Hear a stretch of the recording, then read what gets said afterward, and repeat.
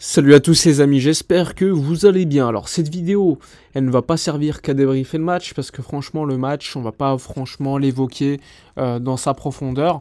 On va surtout passer de ce qui s'est passé avant le match et ce qui se passe actuellement parce qu'il y a beaucoup de choses à dire. Tout d'abord, on va revenir sur la temporalité des faits. Avant le match, que le Barça a gagné 2-0, franchement c'est beaucoup ennuyé avec un doublé de Fermin qui démontre qu'il a largement sa place à Barcelone avec son profil, etc.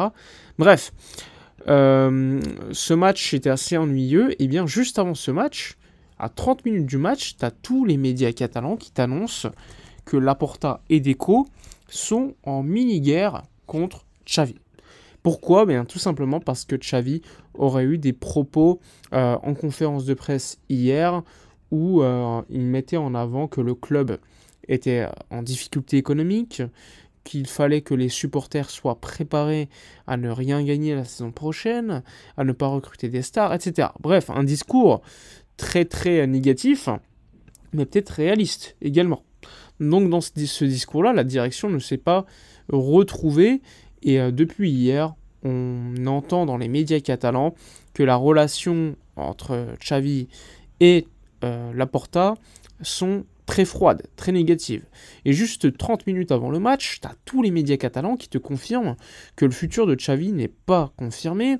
Loin de là, puisque le board, pas mal de membres du board du Barça seraient même favorables au fait que Xavi quitte le club et soit remplacé. Alors pour rappel, il y a un peu plus de 2 semaines, il y a eu une réunion définitive avec le board où la majorité ne voulait pas que Xavi continue.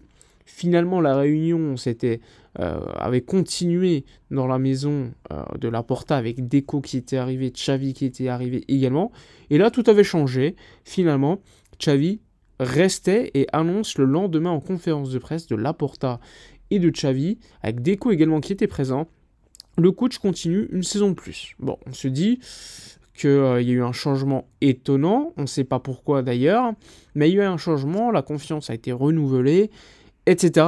Après les bons résultats, notamment contre le Napoli, contre le PSG au match aller, et ensuite il s'est passé la débâcle contre le PSG, la défaite contre le Real, Gérone, bref, pas mal de matchs négatifs, et là on se dit, finalement Xavi n'a plus le crédit déjà qu'on lui avait donné il y a encore quelques semaines, quelques jours même. Donc c'est assez étonnant. Aujourd'hui, on entend un son de cloche encore plus assez violent, je trouve, puisqu'il y a 2 semaines, on confirme à Xavi, on lui donne de la confiance, et maintenant, on estime que le discours qu'il a tenu en conférence de presse est antinomique avec le discours qu'il avait eu lors de la réunion avec Laporta, où il se disait confiant pour la saison prochaine, qu'ils allaient tout donner, etc. Et bien maintenant, on veut le virer, enfin le faire partir et le remplacer. Bref, c'est un discours qu'a eu Xavi hier en conférence de presse qui est très négatif, et je peux comprendre que le board n'accepte pas un tel discours parce que peut-être que ça se dit pas de manière publique, parce que également tu négocies peut-être des deals économiques avec Nike, etc. Donc tu veux avoir une bonne image pour avoir quand même une certaine force dans les négociations, ça je peux le comprendre, mais de l'autre côté, si Xavi devait partir, à cause de ça, je trouverais ça quand même assez dur.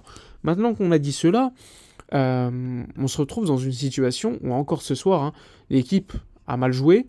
Fermin Lopez sauve le match, on va être honnête, avec un petit peu Lamine Yamal qui a montré des choses en première mi-temps, un Hector Ford passeur, tout comme Sergi Roberto, mais globalement le match était mauvais. Il y a pour moi qu'il y a Fermin et les autres sur ce match.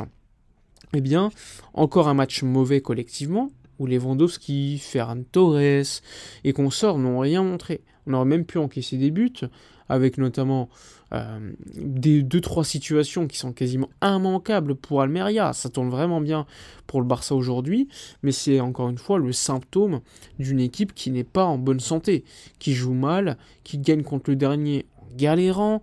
On fait rentrer Victor Roque les 15-20 dernières minutes, parce que Victor Roque, il faut le faire jouer suite à la grosse polémique qu'il y a eu il y a encore quelques jours.